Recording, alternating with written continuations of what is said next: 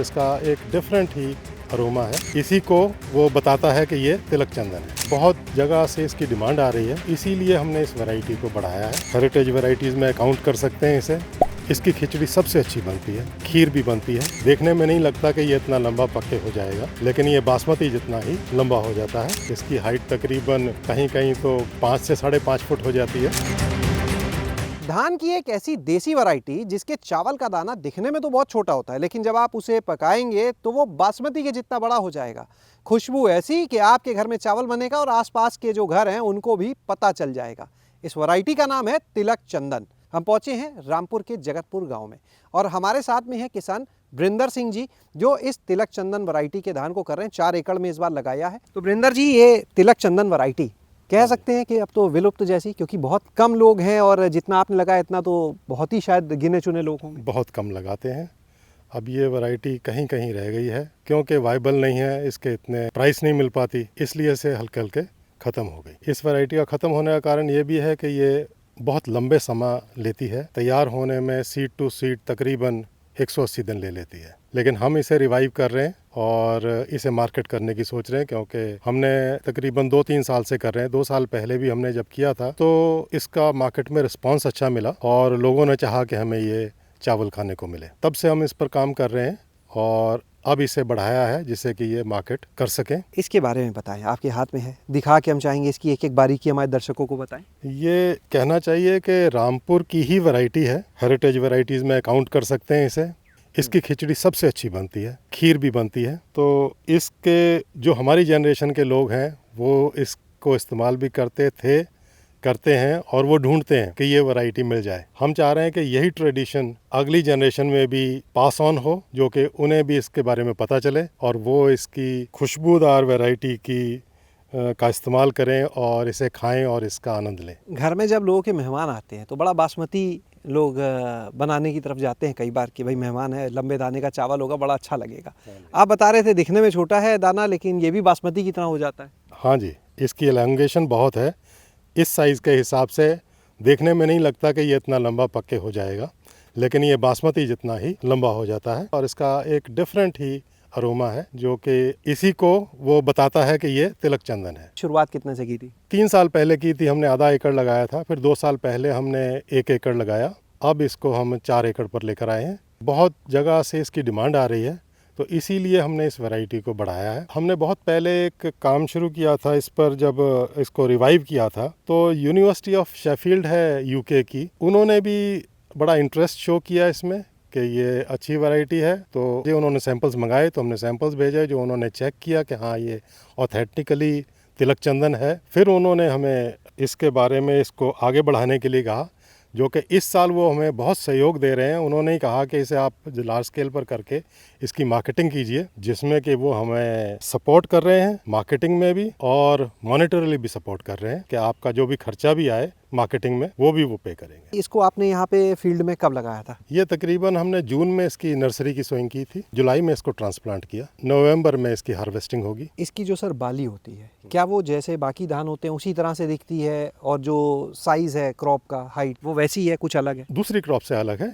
इसकी हाइट तकरीबन कहीं कहीं तो 5 से 5.5 फुट हो जाती है और अगर ज़्यादा ही हैवी क्रॉप हो जाए तो ये फिर लॉज भी कर जाती है, हल्की हवा में गिर जाती है। तो इसको संभालना थोड़ा मुश्किल है। ये इसके ड्रॉबैक्स हैं, क्योंकि ट्रेडिशनल वैरायटी है, बहुत ज़्यादा ग्रो करती है, ऊंची है, लेकिन इसीलिए इसे थोड़ा सा लेट लगा के लेट कर लें कि ये इस बारिश के मौसम से निकल जाए। लॉजिंग उस टाइम ना हो जब हैवी रेन हो जाती है, उसमें जल्दी लॉजिंग हो जाती है। आप बाली के बारे में, इसकी बाली का साइज़ भी लंबा होता है इसका, और कितनी बड़ी बाली हो जाती होगी इसकी? लगभग जितने में ग्रेन होता है वो तकरीबन 10 इंच की बाली हो जाती है इसकी। और उसमें इसके ऊपर भी एक तूकर बोलते हैं उसको, दाने के ऊपर एक तूकर, लंबा सा एक स्ट्रैंड होता है, जो कांटेदार भी होता है, जैसे कि पूसा बासमती 1 में होता है, उससे लंबा इसमें होता है। प्रोडक्शन की बात करें सर कि 1 एकड़ में कितना प्रोडक्शन, कितना उत्पादन आता है इसका? इसका बहुत कम उत्पादन है। अगर क्रॉप ठीक ढंग से आ जाए तो 5 से 6 क्विंटल ग्रेन आ जाता है इसमें। और जो अन्य हाइब्रिड वैरायटीज आप करते हैं वो? उनका 25 से 30 क्विंटल आता है पर एकड़।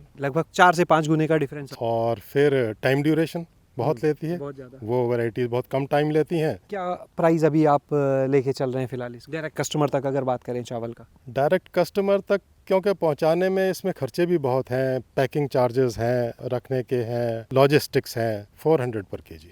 और जो हाइब्रिड वैरायटीज़ हैं आप ही क्या हैं वो कितने तक मंडी में जाते पैडी जो है वो तकरीबन 2500 एक आम तौर पर लगा लीजिए उसे जाती है, और उसकी जो चावल निकाल के जो बिकता है वो 40-45 रुपये बिकता है। हैं? जो आपने पहले इसे उत्पादन किया पिछले 2-3 सालों में, तो आपने कहा लोगों तक पहुंचाने की बात, कुछ बेचा भी उसमें आपने या वैसे दिया, लोगों ने रिस्पॉन्स दिया, क्या उसका फीडबैक? हाँ जी, उसमें से कुछ बेचा भी हमने। क्या काफ़ी प्राइस निकल गया? यही प्राइस हमने तकरीबन 400, लेकिन जो लोकल आदमी थे, क्योंकि इंट्रोडक्टरी प्राइस हम इन फ्रेंड सर्कल या जान पहचान के लोगों में हम थोड़ा सा डिस्काउंट भी दे देते हैं। इसकी खेती के लिए आप बताएं सबसे सही समय क्या रहता है? हाँ, यही इसकी लेट जून में ट्रांसप्लांटिंग हो जानी चाहिए, मतलब लेट मई इसकी नर्सरी डाल दी जाए और जून में इसकी ट्रांसप्लांटिंग हो जाए, तो बहुत अच्छा टाइम है ये। क्या इसकी हार्वेस्टिंग में कुछ और खास ध्यान देना है या वैसे ही होती है ऐसे बाकी धान? और इसको काट कर ऐसे फील्ड में लिटा देते हैं जिससे कि ये 5-6 दिन सूख जाए, जो भी इसमें नमी होती है वो सूख जाती है।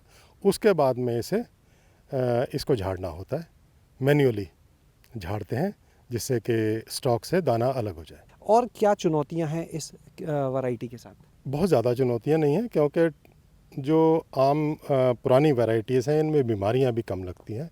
यानी लागत तो कम हो जाती है फिर खेती की, अगर हाइब्रिड कोई कर रहा है उसकी तुलना में, तो वो भी एक बचत ही है। हाँ, फर्टिलाइज़र और इंसेक्टिसाइड्स का खर्चा कम है इसमें। अच्छा, हाइब्रिड जैसे जो आप वैरायटी कर रहे हैं अभी, उनमें 1 एकड़ की बात करें तो एक क्रॉप पे कितना खर्च आप कर देते होंगे फर्टिलाइज़र और पेस्टिसाइड के नाम पे? 25,000 पर एकड़ तो खर्च हो ही जाता है। अब इसमें भी हो जाएगा, इसमें दवाइयों पर और उस पर नहीं लगेगा, लेकिन इसमें लेबर इन्वॉल्व बहुत है। लेबर से ट्रांसप्लांटेशन हुई, लेबर ही हार्वेस्ट करेगी। तो क्या इसको भी अन्य जगह पे लगाया जा सकता है? हाँ, मेरे ख्याल से लगाया जा सकता है, इसमें तो कोई मुश्किल नहीं है, क्योंकि ये आम ज़मीन में जो भारी ज़मीन है उसमें हो जाता है, और जहाँ पर वाटर लॉक्ड एरिया हो, जहाँ पर कोई 1-आध फुट पानी रहता भी हो, उसमें भी हो जाता है, क्योंकि ये टॉल वैरायटी है। यानी उन किसानों के लिए तो और अच्छी है वैरायटी जहाँ जल भराव की समस्या है उनके सामने। जी हाँ। कोई इसका बीज लेना चाहे और क्या आप उसको मदद करेंगे, उपलब्ध करवाएंगे? हाँ बिल्कुल, अब इस साल सीड हमारे पास और हो जाएगा तो सीड भी सरप्लस होगा हमारे पास। तो सर अपना कोई कांटेक्ट नंबर? मेरा कांटेक्ट नंबर है 9837026800। बहुत बहुत धन्यवाद सर। तो आपने यहाँ पर सुना बरिंदर सिंह जी को, जिन्होंने बताया इस तिलक चंदन चावल, इसके धान की खासियत के बारे में कि इसकी बाली जो है उसका साइज़ जो है, खुशबू और बनने के बाद कितना खास होता है, और इसके फ़ायदों के बारे में भी। शैलेश अरोरा, गाँव जंक्शन। गांव जंक्शन को सभी सोशल मीडिया प्लेटफॉर्म्स पर फॉलो करें।